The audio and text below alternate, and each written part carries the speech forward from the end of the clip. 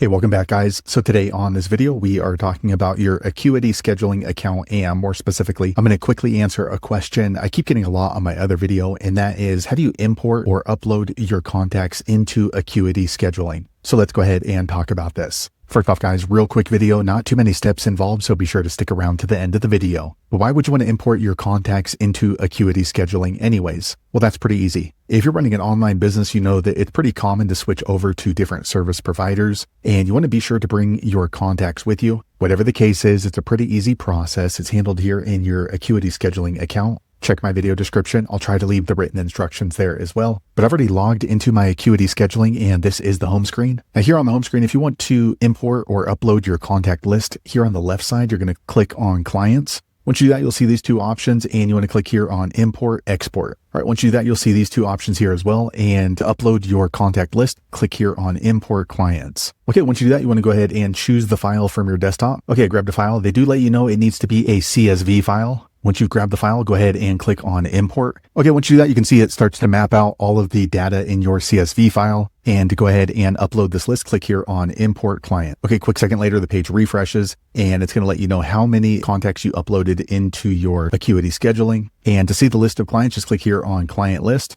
Okay, as you can see, it's uploaded our list right here into our Acuity Scheduling. So there you have it, guys. If you're wondering how to upload or import your contact list into Acuity Scheduling, that's the easiest way I know how to do it. If you know an easier way, be sure to leave a comment below. Let the rest of us know how you did it. Hopefully you found that video useful. If so, click thumbs up, or maybe consider subscribing to my channel, and hope to see you on the next video. Thanks again for watching.